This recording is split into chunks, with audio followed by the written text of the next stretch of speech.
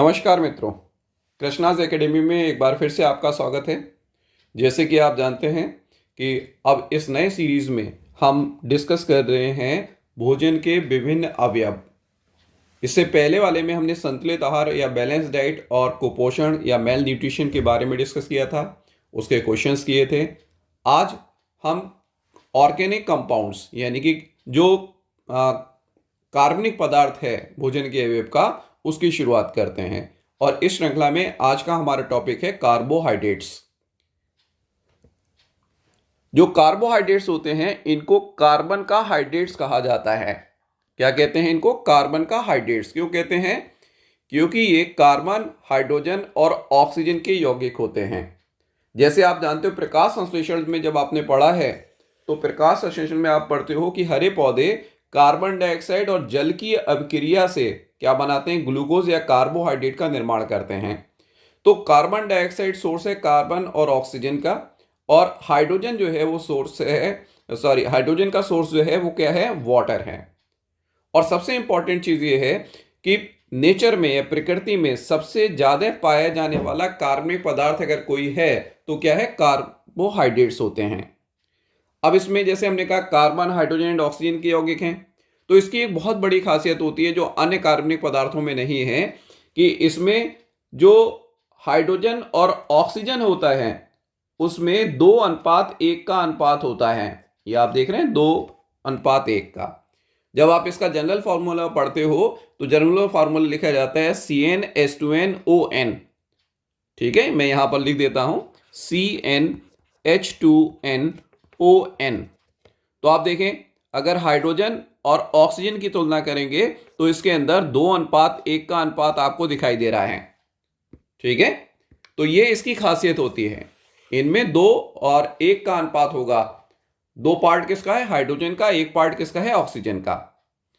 ऊपर अभी मैंने आपको डिटेल बताया, फिर वही लाइन यहां पर भी लिखा है। क्या? इनको कार्बन के हाइड्रेट्स कहते हैं। नेक्स्ट इंपॉर्टेंट चीज है, मनुष्य की यकृत कोशिकाओं में कार्बोहाइड्रेट सर्वाधिक मात्रा में पाया जाता है। और इसकी मात्रा कितनी होती है? इसकी मात्रा होती है 15%। 15% जो है हमारी लिवर सेल्स में, या इनको एक और भी नाम देते हैं हिपैटिक सेल, क्योंकि यकृत का एक दूसरा नाम है हीपर, इसीलिए इसको यकृत कोशिकाएं हिंदी में कहते हैं, हिपैटिक सेल किस में कहते हैं? इंग्लिश में कहते हैं। और सबसे ज्यादा कार्बोहाइड्रेट अगर किसी सेल में प्रेजेंट है तो किसमें है? लिवर सेल्स में या हिपैटिक सेल्स में प्रेजेंट होता है। नेक्स्ट हमारा टॉपिक है कार्बोहाइड्रेट का वर्गीकरण। कार्बोहाइड्रेट को सामान्यतः 3 समूह में विभाजित किया गया है। एक होता है मोनोसैकेराइड, एक होता है ऑलिगोसैकेराइड, एक होता है पॉलीसैकेराइड। और इस वर्गीकरण का आधार क्या है? जब हम पढ़ेंगे कार्बोहाइड्रेट की जो इकाई होती है वो सैकेराइड है। तो अगर किसी कार्बोहाइड्रेट में मोनोसैकेराइड का एक अणु है तो उसको मोनोसैकेराइड कहेंगे। अगर ऑलिगोसैकेराइड हम नाम दे रहे हैं तो उसमें 2 से लेकर 5 कॉमन है, लेकिन मैक्सिमम देखा गया है 9 तक हो सकता है। कुछ लोग जो बायोलॉजिस्ट हैं वो कहते हैं नहीं, 5 के बाद हम ऑलिगो के वर्ड यूज नहीं करेंगे। कुछ ये कहते हैं कि 10 के बाद जो है हम पॉलीसैकेराइड वर्ड यूज करेंगे, उससे पहले हम ऑलिगोसैकेराइड मानेंगे। तो इसमें हमें नहीं पढ़ना, जो नोन है उन्हीं के बारे में हम पढ़ते हैं। अब एक एक करके इनको डिस्क्राइब करते हैं। जैसे पहला है मोनोसैकेराइड्स। ये क्या है? ये सरलतम कार्बोहाइड्रेट्स हैं। ये क्या है? सरलतम कार्बोहाइड्रेट्स हैं अगर आप देखेंगे तो। ओके, इनका जल अपघटन नहीं होता क्योंकि सबसे सिंपल है, तो इनका जल अपघटन नहीं किया जा सकता। इनका सिर्फ ब्रेक डाउन किया जा सकता है। अगर इसको हम तोड़ेंगे तो ये कार्बन डाइऑक्साइड वाटर में टूट जाएगा, बाकी इसके अंदर कुछ नहीं होना। नेक्स्ट, मोनोसैकेराइड्स में कार्बन की संख्या 3 से 7 तक होती है। ठीक है, 3 से 7 तक। और सैकेराइड के अणुओं की संख्या कितनी होती है? केवल 1 होती है। सैकेराइड के अणुओं की संख्या कितनी है? 1। दूसरी खासियत यह होती है कि मोनोसैकेराइड जल में घुलनशील हैं। घुलनशील का मतलब सॉल्युबल हैं। जैसे आप चीनी है, पानी में डालते हो तो घुल जाती है, तो घुलनशील है। ऐसे ही टेस्ट में अगर बात करें, स्वाद में बात करें, तो ये कैसे होते हैं? मीठे होते हैं। अब नेक्स्ट इसमें है जिसके एग्जाम्पल पूछे जाते हैं, जो आपको याद रखना है उसको देखेंगे। कार्बन की संख्या के आधार पर मोनोसैकेराइड के प्रकार। कितने प्रकार हैं देखें। जैसे सबसे पहला है ट्रायोज। ट्रायोज का क्या मतलब है? ट्रायोज का मतलब है कि ऐसे मोनोसैकेराइड जिसमें कार्बन की संख्या 3 होती है। इसके उदाहरण क्या हैं? इसके उदाहरण होते हैं ग्लिसराइड, क्या है, डाईहाइड्रोक्सी एसीटोन फॉस्फेट, इसको शॉर्ट में कहते हैं DHAP। ये जब आप श्वसन का चैप्टर पढ़ते हो, ग्लाइकोलिसिस पढ़ते हो, तो उसके अंदर ये टर्म जो है वो आते हैं। नेक्स्ट आता है टेट्रोजिस। टेट्रोजिस में क्या होता है? कार्बन की संख्या कितनी होगी? यहां टेट्रामीस होता है 4, तो इसमें 4 कार्बन प्रेजेंट होते हैं। और इसका एग्जाम्पल है इरिथ्रोज। इरिथ्रोज में 4 कार्बन जो है वो प्रेजेंट होते हैं। नेक्स्ट आता है पेंटोज। पेंटोज के अंदर कार्बन की संख्या कितनी होती है? 5 होती है, इसी नाम दिया 5, क्योंकि 5 को वर्ड यूज किया जाता है पेंटा। और ये काफी इंपॉर्टेंट है एग्जाम्पल के हिसाब से। राइबोज, दूसरा क्या है? Ribulose, xylose, deoxyribose. इसी चैप्टर के लास्ट में जब हम पढ़ेंगे न्यूक्लिक अम्ल, जो DNA और RNA के नाम से जाने जाते हैं, तो जो राइबोज शर्करा है वो RNA में प्रेजेंट होती है, और जो डीऑक्सीराइबोज शर्करा होती है वो किस में प्रेजेंट होती है? DNA में। ये एग्जाम में बहुत बार क्वेश्चन पूछा जाता है कि कौन सी शर्करा डीऑक्सीराइबो न्यूक्लिक अम्ल में प्रेजेंट है और कौन सी राइबो न्यूक्लिक अम्ल में प्रेजेंट है। तो राइबोज RNA में और DNA के अंदर क्या होगा? डीऑक्सीराइबो शुगर प्रेजेंट है। नेक्स्ट आता है जो बहुत मोस्ट कॉमन है, हेक्सोसिस। हेक्सोसिस का मतलब क्या है? इसमें कार्बन की संख्या कितनी होगी? 6 कार्बन प्रेजेंट हैं। हेक्सामीन 6। इसके उदाहरण क्या है? ग्लूकोज है, फ्रक्टोज है, गैलेक्टोज है, मेनोज है, ये इसके एग्जाम्पल हैं। क्लियर? अब इसमें कुछ और क्वेश्चन बनते हैं। जैसे ग्लूकोज को कॉमनली कहा जाता है ग्रेप शुगर, क्यों? क्योंकि ये अंगूर से मिलती है। ऐसे ही इसको कहते हैं डेक्सट्रोज। डेक्सट्रिन जो है वो इसका एग्जाम्पल होता है। दूसरा फ्रक्टोज। फ्रक्टोज को कहते हैं फ्रूट शर्करा, या इसको एक और भी नाम दे सकते हैं, फ्रूट को हिंदी में कहते हैं फल, तो इसको कह सकते हैं फल शर्करा भी नाम दे सकते हैं। ओके। और नेक्स्ट आता है गैलेक्टोज। इसको कहते हैं दुग्ध शर्करा, क्योंकि लैक्टोज इसमें प्रेजेंट है और उसका जब ब्रेकडाउन है तो कुछ मात्रा में गैलेक्टोज भी प्रेजेंट होती है। वैसे दुग्ध शर्करा लैक्टोज को ही कहा जाता है, लेकिन अगर आपको लैक्टोज ऑप्शन में नहीं मिलता है तो हम इसको लिख सकते हैं। और सारे शुगर की बात करें तो मोनोसैकेराइड सबसे मीठे होते हैं, और अगर हम मोनोसैकेराइड में बात करें तो सबसे ज्यादा फ्रक्टोज मीठा होता है स्वाद में, और जो शर्करा का स्वीटनिंग इंडेक्स होता है वो फ्रक्टोज से ही डिसाइड किया जाता है। तो शुगर में, ठीक है, सारी शुगर मीठी होती हैं, लेकिन अगर हम बात करेंगे शुगर में तो मोनोसैकेराइड सबसे मीठे हैं, और मोनोसैकेराइड में भी फ्रक्टोज सबसे मीठा है। लास्ट आता है मोनोसैकेराइड में हेप्टोजेज। हेप्टा मीन्स क्या होता है? 7। तो इसके अंदर कार्बन का नंबर कितना होगा? इसमें कार्बन का नंबर होगा 7। और इसका एग्जाम्पल क्या है? इसका एग्जाम्पल है सीडोहेप्टुलोज। सीडोहेप्टुलोज जो है इसके अंदर एग्जाम्पल के तौर पर आता है। नेक्स्ट आता है दूसरा ग्रुप था ओलिगोसैकेराइड। ओलिगोसैकेराइड में क्या होगा? ओलिगोसैकेराइड में सैकेराइड के अणुओं की संख्या आपको बताया 2 से ज्यादा होगी, क्योंकि एक वाला तो क्या हो गया? मोनोसैकेराइड। और जो नोन है उसमें 2 से लेके 5 तक के हमें ज्ञात हैं, लेकिन साइंटिस्ट ये मानते हैं कि इनका अधिकतम नंबर 9 तक होगा, तो हम ओलिगोसैकेराइड वर्ड यूज करेंगे। इससे ज्यादा हो जाएगा तो हम क्या यूज करेंगे? पॉलीसैकेराइड वर्ड यूज करेंगे। अब नेक्स्ट आता है सैकेराइड के अणुओं, ठीक है, आपस में जब क्रिया करेंगे तो 2 मोनोसैकेराइड के मॉलिक्यूल मिलेंगे, 3 के मिलेंगे, 4 के मिलेंगे, और मिलके एक बड़ा मॉलिक्यूल बनाएंगे। और जब ये आपस में जुड़ते हैं तो इनके बीच में एक बॉन्ड का निर्माण होता है, जिसको हम नाम देते हैं ग्लाइकोसिडिक बॉन्ड। ये इंपॉर्टेंट क्वेश्चन है। ग्लाइकोसाइडिक बॉन्ड या बंध जो है वो 2 शुगर को या 2 मोनोसैकेराइड को जोड़ेगा, ठीक है। ज्यादा होंगे तो और बढ़ेंगे, आगे नीचे लिखा है, आपको एक्सप्लेन करेंगे। अब क्या है, जब ये जुड़ते हैं, जब इनका संघनन होता है तो एक जल का अणु इससे अलग हो जाता है। मतलब जब दो जुड़ेंगे तो एक अलग होगा, तीन जुड़ेंगे तो दो अलग होंगे। इसीलिए नीचे लिखा है कि ग्लाइकोसाइडिक बंधों का संख्या एवं जल के अणुओं की संख्या, ठीक है, भाग लेने वाले मोनोसैकेराइड की संख्या से एक कम होती है, यानी कि n-1। यहां पर n क्या है, n है नंबर ऑफ मोनोसैकेराइड। जैसे कहा हमने डाइसैकेराइड बना तो दो अणु पार्टिसिपेट कर रहे हैं तो उसमें एक जल का अणु निकलेगा। अगर मान लीजिए ट्राइसैकेराइड बनना है तो तीन अणु पार्टिसिपेट कर रहे हैं तो दो निकलेंगे। और जब इनको जल में घोला जाता है तो यही जल के अणु इससे क्रिया करते हैं और इनको मोनोसैकेराइड में परिवर्तित कर देते हैं। इसीलिए लिखा है इनके जलीय अपघटन पर मोनोसैकेराइड्स प्राप्त होते हैं। तो ओलिगोसैकेराइड क्लियर हो गया होगा। अब इसमें देखें इनके प्रकार हैं नंबर ऑफ सैकेराइड यूनिट के बेस पर। जैसे सबसे पहले है डाइसैकेराइड। डाई मीन्स दो, सैकेराइड मीन्स सैकेराइड के अणु। मतलब इसमें क्या होगा, दो अणु सैकेराइड्स के प्रेजेंट होंगे। इसके एग्जाम्पल क्या हैं, इसके एग्जाम्पल है माल्टोज है जिसको माल्ट शर्करा कहते हैं, सुक्रोज है जिसको केन शर्करा कहते हैं, गन्ने से मिलती है इसलिए, ठीक है, तो केन शर्करा या गन्ना शर्करा इसको नाम देते हैं।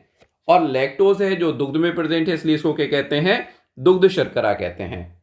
और एक और शर्करा है जिसको कहते हैं ट्री हेलोज। ये सब क्या है, डाइसैकेराइड के अंदर आते हैं। डाइसैकेराइड के अंदर इनको हमें याद रखना है। जो कॉमनली पूछे जाते हैं वो सुक्रोज है, लैक्टोज है और माल्टोज है। नेक्स्ट आता है ट्राइसैकेराइड। इसमें क्या होगा, इसमें सैकेराइड के तीन अणु प्रेजेंट होंगे, नाम ट्राई है। इसके एग्जाम्पल क्या है, इसके एग्जाम्पल है रेफिनोज एंड रेबिनोज। तीसरा आता है टेट्रासैकेराइड। इसमें कितने अणु हो जाएंगे, चार अणु हो जाएंगे, ठीक है। यहां पर कार्बन नहीं सैकेराइड के अणु लिख रहे हैं, सॉरी, ठीक है। कितने हो जाएंगे, चार हो जाएंगे। इसका एग्जाम्पल क्या है, स्कोरोडोज। ऐसे ही पेंटासैकेराइड्स, पेंटासैकेराइड में कितने होंगे, पांच अणु प्रेजेंट होंगे मोनोसैकेराइड के, तो ये क्या हो जाएगा, बर्बेकोज। आपको जो एग्जाम्पल याद रखने हैं वो मेनली इसके अंदर एग्जाम्पल रखने हैं डाइसैकेराइड के। ये एग्जाम में बहुत पूछे जाते हैं। और जब पाचन वाला चैप्टर पढ़ोगे तो हम पढ़ेंगे कि अगर लैक्टोज का ब्रेकडाउन होगा तो क्या बनेगा, सुक्रोज का ब्रेकडाउन होगा तो क्या बनेगा, कौन कौन से मोनोसैकेराइड बनेंगे। क्योंकि ऐसा नहीं होता एक ही टाइप का मोनोसैकेराइड है, ग्लूकोज और गैलेक्टोज मिलके बना सकते हैं, ठीक है, या दो अणु ग्लूकोज के ही मिलके बना सकते हैं डाइसैकेराइड। तो ये हम बाद में पढ़ेंगे पाचन के साथ में। नेक्स्ट हमारा टॉपिक आता है और वो है पॉलीसैकेराइड। पॉली जैसे आप जान ही रहे हो, पॉली मीन्स होता है मैनी। तो इसमें बहुत सारे प्रेजेंट हैं, n नंबर, 10 से अधिक होते हैं, तो उसको हमने आपको बताया क्या नाम दे देते हैं, पॉलीसैकेराइड नाम दे देते हैं। ये जल में अघुलनशील होते हैं। जैसे जैसे सैकेराइड की यूनिट बढ़ती जाती है वैसे वैसे घुलनशीलता कम होती जाती है। जैसे मोनोसैकेराइड जल में सबसे ज्यादा घुलनशील होंगे, डाइसैकेराइड कम होंगे, ट्राइसैकेराइड और कम होंगे, धीरे धीरे करके ये सॉल्बिलिटी कम होती जाती है और पॉलीसैकेराइड तक आते आते ये लगभग ना के बराबर हो जाती है। जैसे इसका बेस्ट एग्जाम्पल होता है स्टार्च। तो स्टार्च को आप पानी में डालते हो तो वो घुलता नहीं चीनी की तरह, बल्कि थोड़ी देर जब तक चलाते रहेंगे तब तक तो लगेगा वो मिक्स हो रहा है, लेकिन जब आप मिलाना छोड़ देंगे तो सारा का सारा नीचे बैठ जाएगा। ऐसे ही शुगर टेस्ट में मीठे होते हैं, लेकिन पॉलीसैकेराइड स्वादहीन होते हैं, टेस्टलेस होते हैं, इनमें कोई टेस्ट प्रेजेंट नहीं है। नेक्स्ट वन, अब यहां पर भी आता है पॉलीसैकेराइड के प्रकार। पॉलीसैकेराइड को जनरली दो ग्रुप में डिवाइड किया गया, इनकी संरचना के बेस पर है ये। जैसे एक है जिसको हम कह रहे हैं सरल यानी कि सिंपल, और दूसरे कहलाते हैं जटिल। जैसे सरल में ये देखा गया है इनमें अणुओं की संख्या कम होती है और इनका जलीय अपघटन हो सकता है। जैसे मैंने अभी कहा ना कि जैसे जैसे सैकेराइड यूनिट का नंबर बढ़ेगा वैसे वैसे अघुलनशीलता होती जाएगी, अपघटन आसानी से नहीं होगा। जबकि जटिल वाले में क्या होगा, इनका जलीय अपघटन नहीं होता। जैसे सेल्यूलोज, पाचन की प्रक्रिया जल अपघटन की ही प्रक्रिया होती है, हाइड्रोलिसिस की प्रक्रिया होती है। और हमारे शरीर में बाकी सब के कार्बोहाइड्रेट पाचित हो सकते हैं लेकिन सेल्यूलोज का पाचन नहीं होता। क्यों? क्योंकि ये जल में घुलनशील ही नहीं है, इसका जलीय अपघटन हो ही नहीं सकता।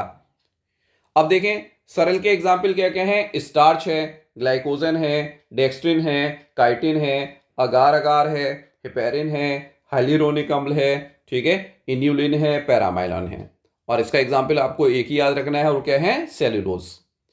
ये जितने हमने एग्जाम्पल सरल में लिखे हैं इनका इंपॉर्टेंस है, जिसको हम अभी कार्य या फंक्शन के साथ में इसको डिस्क्राइब करेंगे। नेक्स्ट आता है रासायनिक संगठन के आधार पर पॉलीसैकेराइड के प्रकार। एक है होमोपॉलीसैकेराइड और दूसरे हैं हेट्रोपॉलीसैकेराइड। होमोपॉलीसैकेराइड क्या होते हैं? ये केवल एक ही प्रकार के मोनोसैकेराइड्स के बने होते हैं,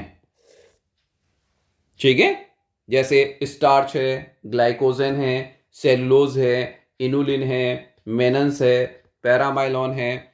इसमें जैसे अगर ग्लूकोज है तो ग्लूकोज ही सारी यूनिट होंगी, इसीलिए नाम भी देते हैं। अगर ग्लूकोज का होता है तो उसको जनरल नाम देते हैं ग्लूकेन्स। अगर मान लीजिए उसमें मेनन्स प्रेजेंट हैं तो मेनोस का डेरिवेटिव होता है। तो ये सारे के सारे एक ही टाइप के प्रेजेंट हैं। जबकि हेट्रोपॉलीमर में क्या होगा?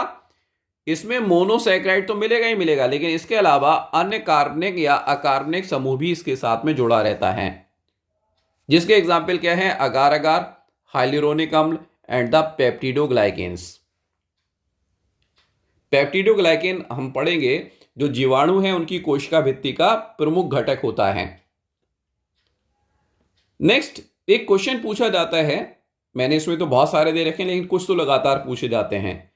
अगर मान लीजिए कोई हमें मिक्सचर दे रखा है तो उसमें कार्बोहाइड्रेट उपस्थित हैं या नहीं है, इसको कैसे टेस्ट किया जाए, इसका परीक्षण कैसे किया जाए? तो इसके लिए कुछ टेस्ट हैं जिनके नाम आपको याद रखने हैं। जैसे सबसे पहले मोनोसैकेराइड्स के लिए दे रखा है, पहला है मॉलिश परीक्षण, मॉलिश टेस्ट। दूसरा है बेनेडिक्ट, ठीक है। तीसरा है बोरफाइट, ठीक है। फिर है फैलिंग परीक्षण एंड टॉलरेंस परीक्षण।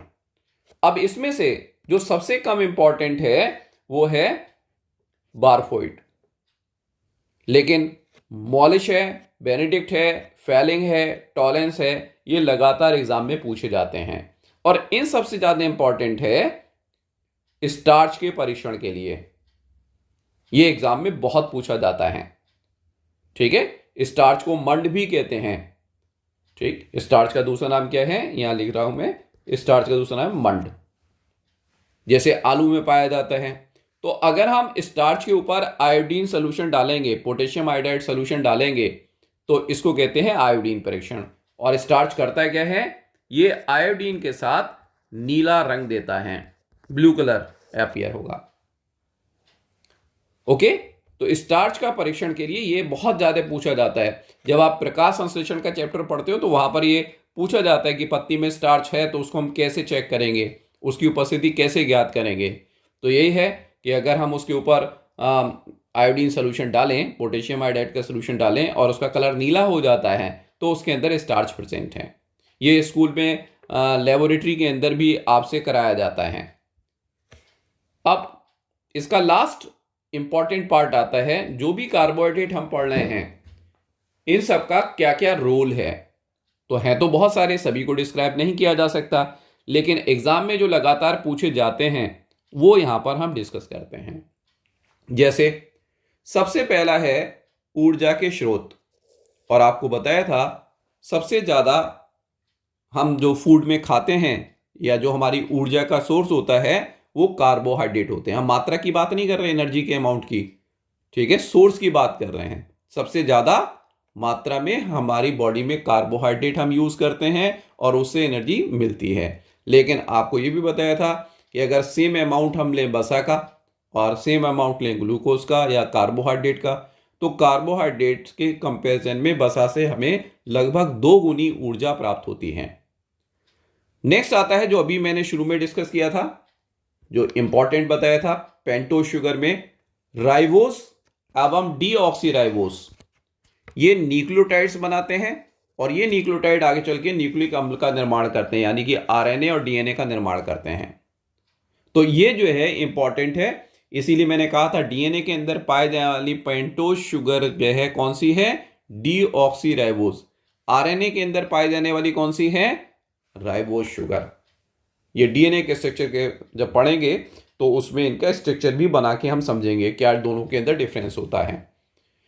नेक्स्ट आता है स्टार्च पौधों में और ग्लाइकोजन जंतुओं में भोजन संग्रह करने का कार्य करता है। हमारे शरीर में जितना आवश्यकता से अधिक ग्लूकोज होता है हमारा शरीर उसको ग्लाइकोजन में परिवर्तित कर देता है, और जब हमारे शरीर को जरूरत होती है ग्लूकोज कम हो जाए तो ग्लाइकोजन फिर से ग्लूकोज में परिवर्तित होता रहता है। ऐसे ही पौधों में आवश्यकता से अधिक है तो स्टार्च में परिवर्तित हो जाएगा, और जब जरूरत होगी तो स्टार्च फिर से ग्लूकोज में परिवर्तित हो जाएगा। आगे चल के फिर पढ़ेंगे पाचन वाले चैप्टर में, और वो क्या होगा कि ग्लाइकोजेनेसिस और ग्लाइकोजिनोलाइसिस वर्ड यूज किए जाते हैं। जब ग्लाइकोजन का निर्माण होता है कार्बोहाइड्रेट से ग्लूकोज से तो हम क्या नाम देते हैं ग्लाइकोजेनेसिस, और जब ब्रेकडाउन होता है तो ग्लाइकोजिनोलाइसिस, लाइसिस मीन्स होता है ब्रेकडाउन, ये वर्ड यूज करेंगे। नेक्स्ट आता है पादप कोशिका भित्ति सेलुलोज की बनी होती है।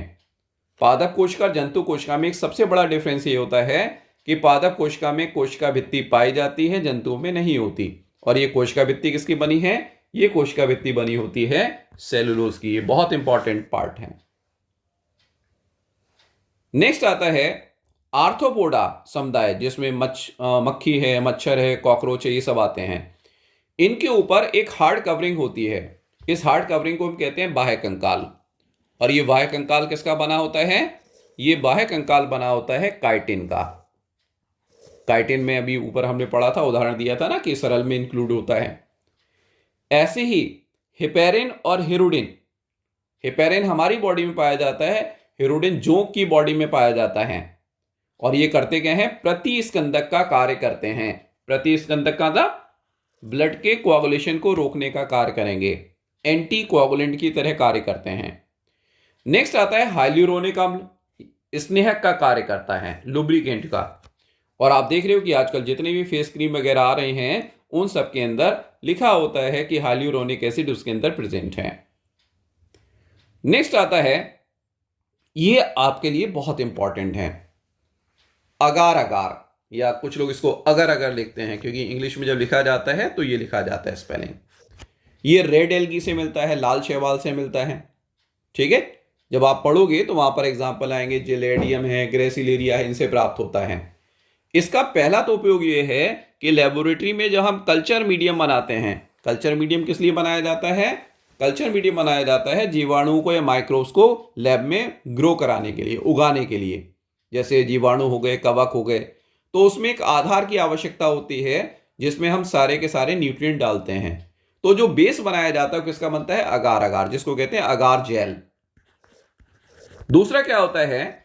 दूसरा होता है आइसक्रीम में, जेलीज में, ठीक है, इन सबको टूथपेस्ट वगैरह बनाने में इस अगार जेल का यूज किया जाता है।